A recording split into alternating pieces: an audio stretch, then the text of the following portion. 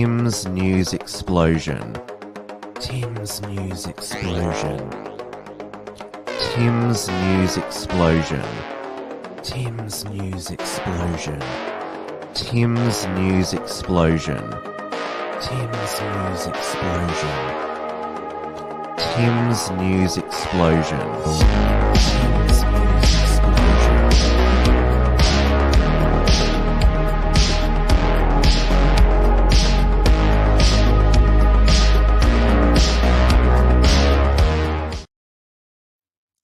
Hello, everyone, and welcome to this week's edition of Tim's News Explosion on this Monday, the 14th of March, 2022. We are finally back on the Wilmsfront YouTube channel as the second strike expired today. We also continue to be simulcast on the Tim Wilms D-Live channel and the Wilmsfront Odyssey channel.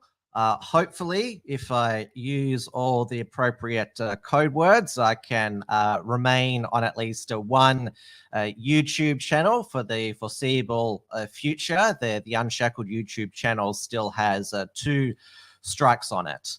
It is 8:30 p.m. here in Melbourne, Victoria, where we are just coming to the end of the Labor Day long weekend, which finished with the Moomba Festival Parade in the Melbourne CBD, and it was good to see a Melbourne tradition back at full capacity. And it was on this time last year, on the Tuesday morning after Labor Day, where Dan Andrews had his infamous stair fall at a Sorrento holiday home there. It's also 1 year since that as well. But 1 year on, there is a new threat to Victorians. They're warned to cover up this long weekend with Erregard because we're told we need to be on the lookout now for Japanese encephalitis. We all know how to pronounce the name of this disease, which we didn't know existed until there has been an outbreak. So there is 17 known human cases in New South Wales, Queensland, South Australia, and Victoria. 2 deaths, one in New South Wales and Victoria. So the virus is spread by mosquitoes and can infect humans and animals, but cannot be passed by person to person. So any person spending time outdoors was warned to use Erregard, but apparently there is also not just in Japanese encephalitis, but another local mosquito virus, the Ross River virus. So part of the National Cabinet meeting on Friday was that the federal government would buy 130,000 additional vaccines because there has been a vaccine in existence for this virus for about 90 years. Binary gender, all the stock images of mosquitoes are very triggering to me. Well, on the news video, the newscast, they show live footage of mosquitoes crawling all over the human skin. So the reason why it's a big deal that this virus, which is it actually was first discovered around about the 16th century. But it was only given its name of Japanese encephalitis,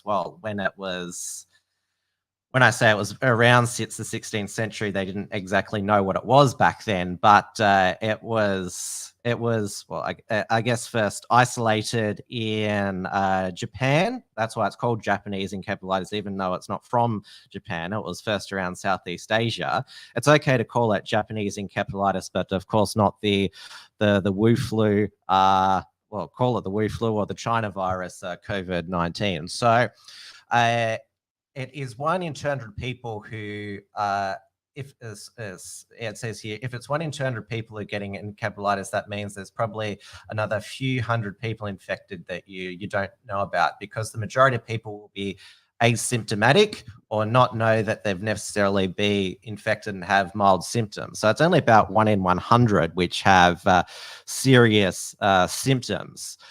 So this, and we of course all learned about that a lot of people have no symptoms for carrying COVID-19. And if there's this other virus that the Japanese encephalitis that we don't know that we've got, we must have, it seems to me, we must have heaps of viruses circulating inside of us at any one time that we have no idea that we have, and have no symptoms there.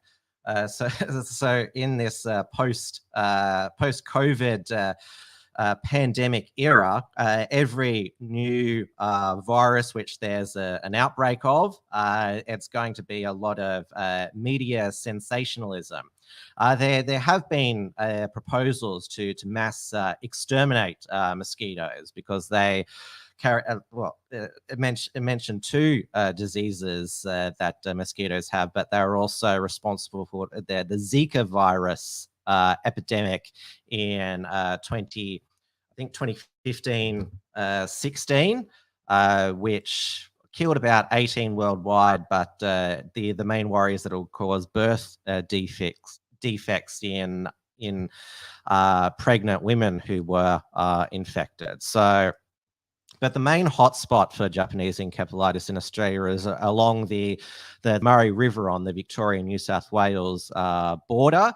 That's where most of the cases have been confirmed, and also related to piggeries in the area there. But I'm not sure if many Melburnians could afford to venture up that way, that, well, now dangerous way, because of the increasing cost of petrol, which of course is blamed on Vladimir Putin's invasion of Ukraine, but it's also because of inflation, and also because, well, the West has shot itself in the foot with its increasing reliance on not fully developed renewable energy.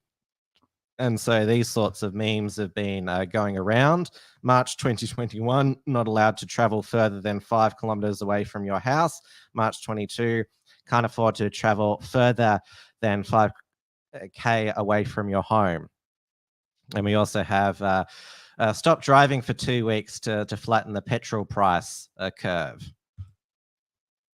And now, since I'm back on YouTube, I'm also back on Entropy, which is the YouTube enhanced software where you can ask me a direct question and send through a super chat. I've put the link into the YouTube live chat. My camera is still not working, my proper video camera. It's the webcam again, and still had last Wilms Front a audio error. So if you want to help me with my audio visual tech setup, then please send through a super chat. Well, yes, via Lolita. Yes, super chat grift. Yes. This doing all these shows, bringing you all this fast news isn't free. There's a lot of expenses involved with it. So yes, I need the financial support of my fans if I want to keep making this show, continue to make it bigger and better. Now on to, well, it's also been tragic in Melbourne, Victoria, where we've had 3 prominent members of the local community, all aged 52, have heart attacks. Of course, last week there was the tragic death of cricket legend Shane Warne. He died of a suspected heart attack while holidaying in Thailand. His body touched back down in Melbourne late last week. and there is going to be a state memorial service at the MCG on Wednesday, March the 30th. So it's not going to be one of those state funerals, which is in a cathedral. It's going to be, well, the MCG, a lot of people believe that it is a type of religious mecca. And that's where, of course, Warney took many of his famous spin wickets. But later in the week, we had the death of Labor Senator Kimberley Kitching, aged 52. This, of course, really shook people up even more, and especially the fact that, well, she died of a heart attack also, age of 52. So it gets the superstition out in a lot of people. And she was one of the good Labor senators. I mean, she was part of what's called the bipartisan Wolverines.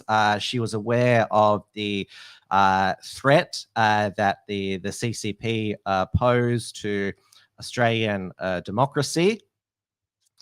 And this, of course, alienated her from her colleagues, such as Christina Keneally and Penny Wong, who, through their rhetoric, seemed to want to appease the CCP.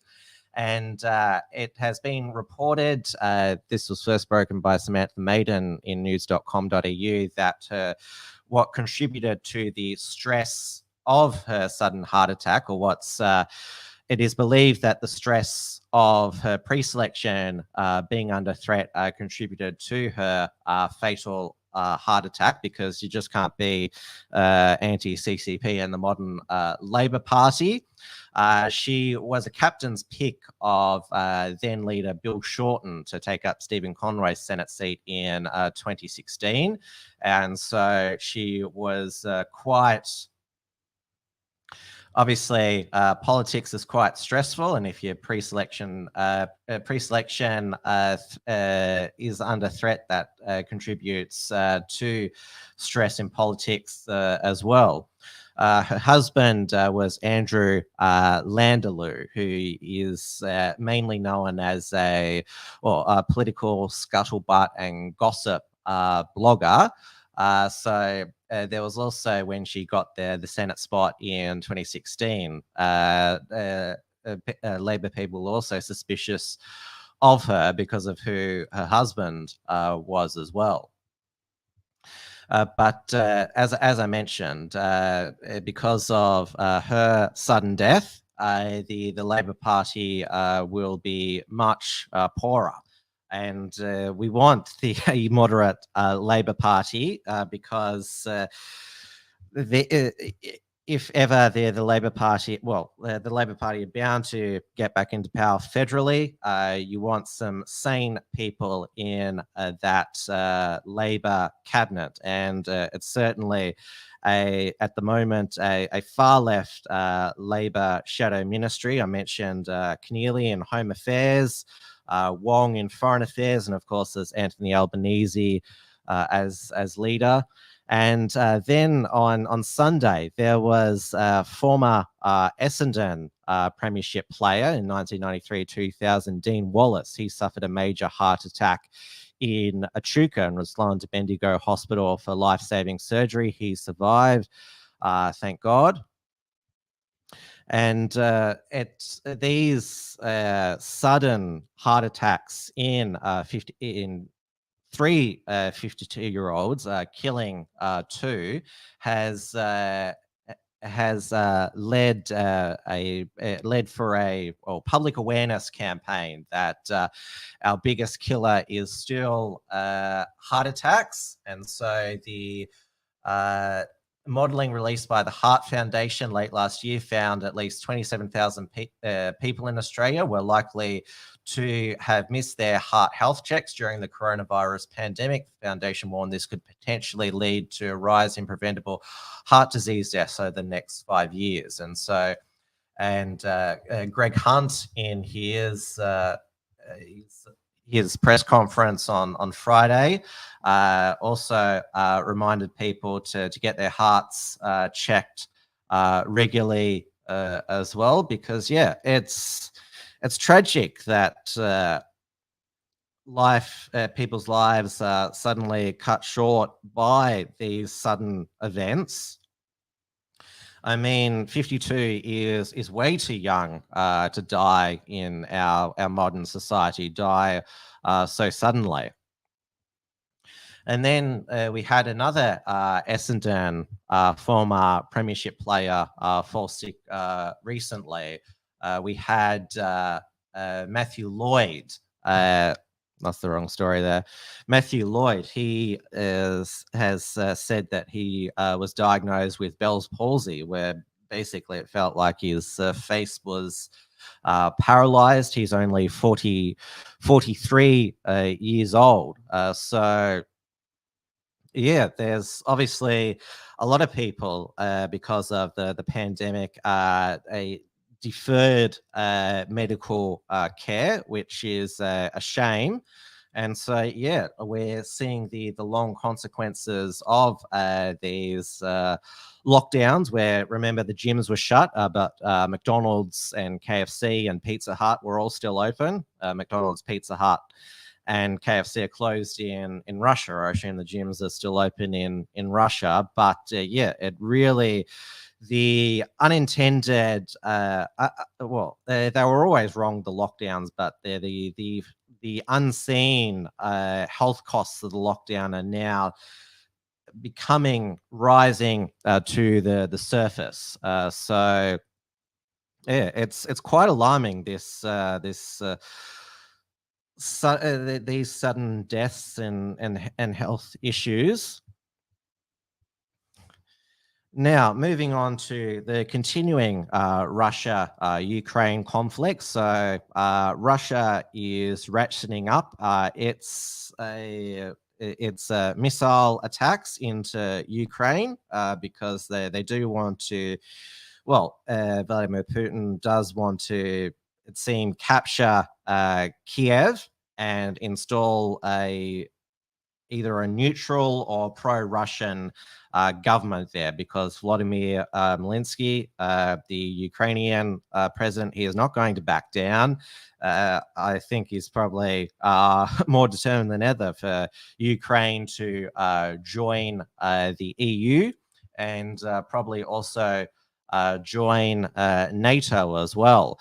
But what is now starting to get mainstream coverage is that US funded bio labs in Ukraine that obviously it's more likely than not that COVID-19, the pathogen, leaked from the Wuhan Institute of Virology, not necessarily from bat soup. And this was Victoria Nuland, who is a Undersecretary of State for Political Affairs. This is what she told a Senate hearing this week. Ukraine has biological research facilities, which, in fact, we are now quite concerned Russian forces may be seeking to gain control of. So we are working with the Ukrainians on how they can prevent any of those research materials from falling into the hands of Russian forces should they approach. Violator says, how about the Doherty Institute buying serum from the Ukraine labs? Well, I'm just about to talk about that. I have seen that report circulating on social media, and apparently it comes from a Russia. So I'll go through it properly here. So this is on Jamie McIntyre's AustralianNationalReview.com. It's a repost of the Aussie Cossack. So classified documents captured by the Russian military reveal a paper trail between Ukrainian Bio Laboratories and the Doherty Institute in Australia. It's actually, I think, the Doherty Institute for Infectious Diseases. It's near Melbourne University, named after Professor Peter Doherty, who is very old now, and on his Twitter is very old and grumpy when it comes to people who don't take the vax and don't take COVID seriously. So the Russian Ministry of Foreign Affairs would declassify more documents and reveal more secrets behind COVID-19 in a few hours' time. Oh, this feeds into because the Chinese CCP still are claiming that it was a US developed bio weapon and maybe came to China through frozen foods. Senator Slayer says Ukrainian people are good. Government administration is corrupt as fuck. Yes, that is completely true. And the Ukrainian people, this is, well, it's their war. I mean, if they want to remain an independent country, it's clear that those citizens of Ukraine who favor their national sovereignty will literally fight to the death to defend their country's independence. And well, if they want to be part of Russia and view the Russians as liberators, then the Russian military will eventually capture all of Ukraine. Now, going on next to, well, a law and order update. So we had some good justice up in the Northern Territory with Constable Zachary Rolfe. He was found not guilty of murder for the 2019 shooting death of Aboriginal criminal Arnold Country Walker. The reason why I mentioned that he was Aborigine because Zachary Rolfe was white, and so of course the BLM narrative is that Zachary Rolfe, white cop, must have shot dead this didn't do nothing Aborigine because of racism, when in fact that Arnold Walker, he was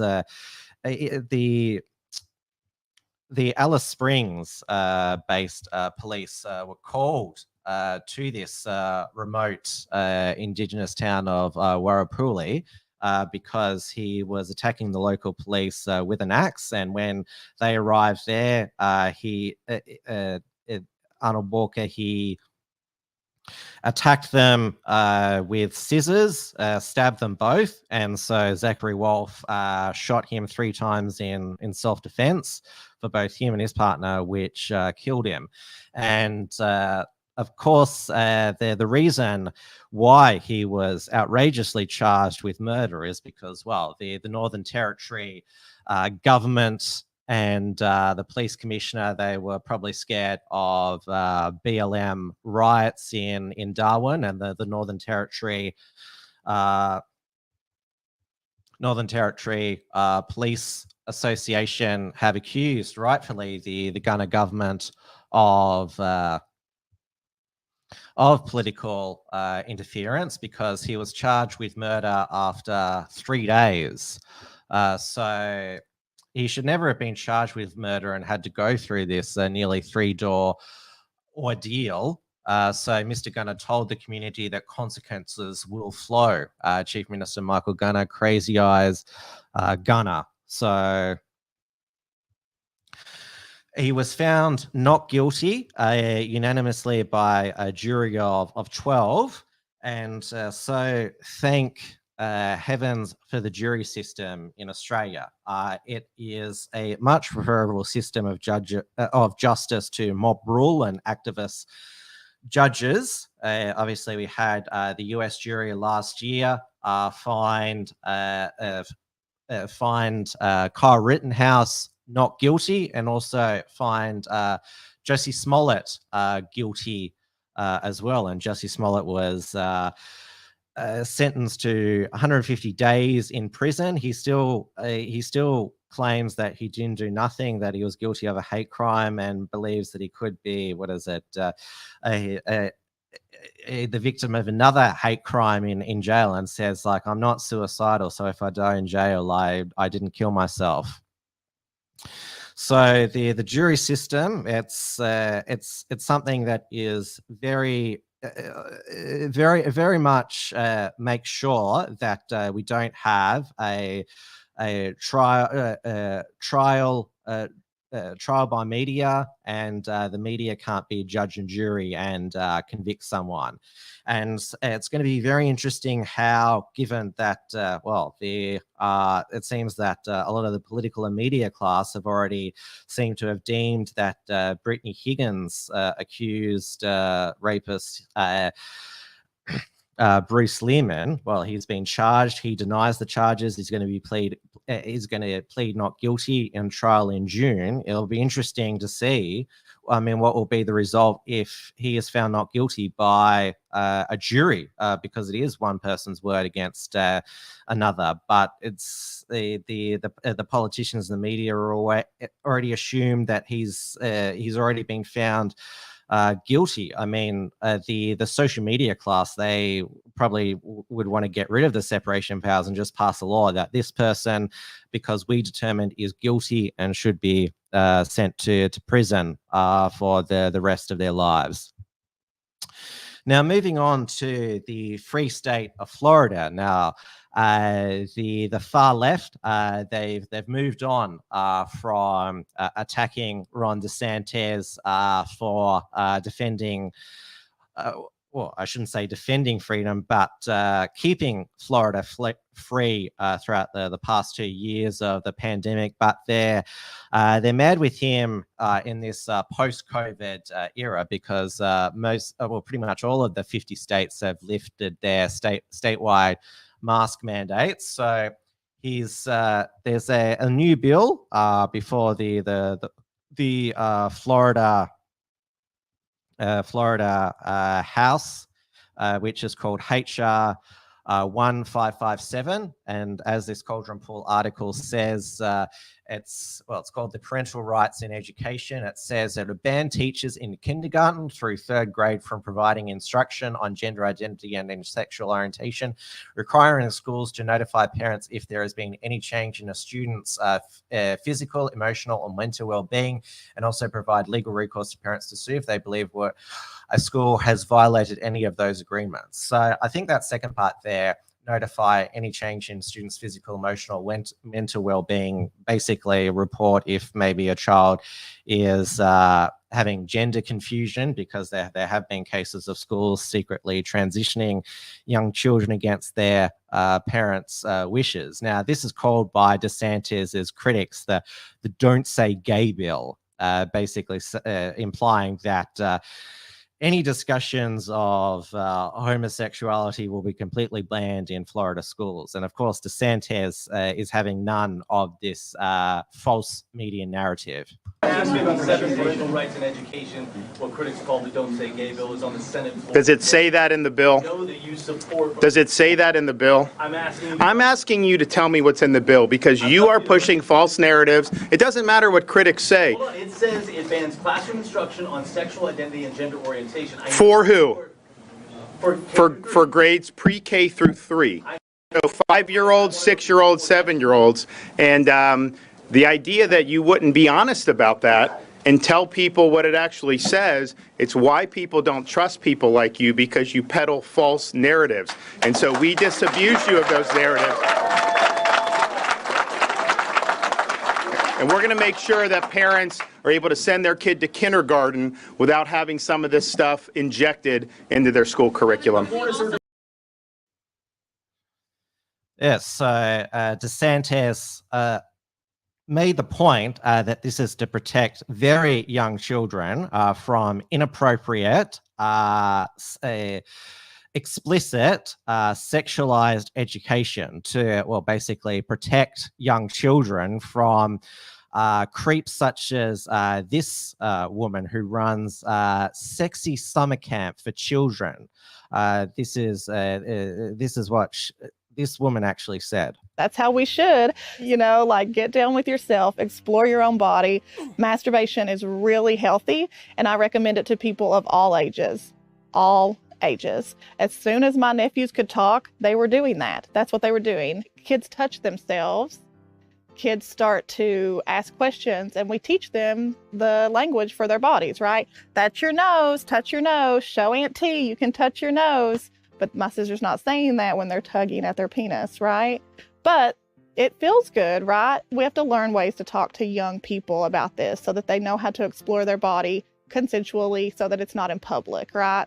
We don't want people exploring their bodies in public. That's not consensual.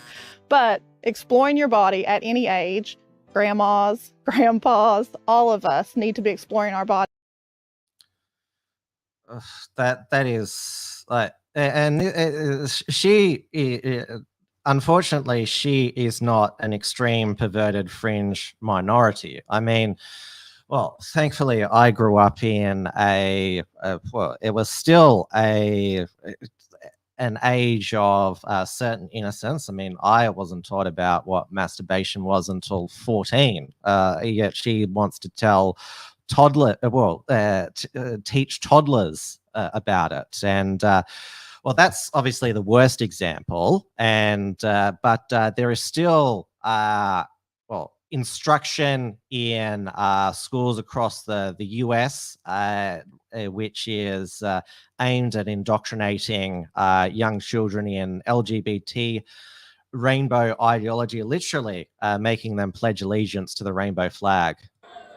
All right, I pledge my heart. To the rainbow. Of the not so typical gay camp. One camp. Full of pride. Indivisible. With affirmation and equal rights for all. Watch your heads.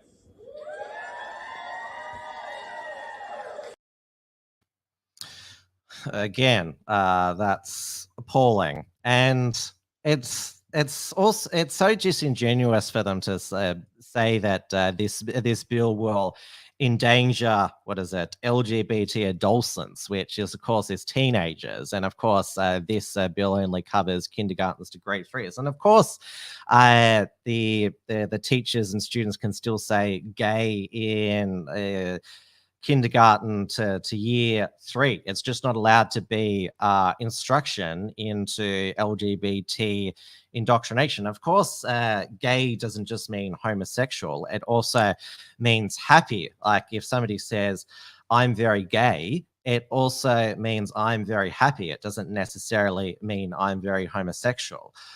So, yeah. And it's so weird that again the Democrats, after it seems they've given up campaigning on muzzling young children. Now they're just going back to wanting to indoctrinate them into sexuality from a young age. All right, that brings us to the end of Tim's News Explosion for this week. Hopefully we'll be back on the 3 main outlets next week, YouTube, DLive, and Odyssey. Make sure you subscribe to all of the Wilmsfront channels and click the bell to allow for notifications in case there's any shenanigans. There won't be a Wilmsfront interview this Thursday, but Trad Tasman Talk will definitely be back this Friday evening, but I can't give a guarantee of what time it'll be broadcast because we're being quite flexible, the 3 of us at the moment. And of course, it is an election, federal election coming up soon. We had on 60 Minutes last night, Karl Stefanovic sit down with Albo. Of course, he did his sit down with ScoMo a few weeks ago. So he did his sit down and walkabout with Albo.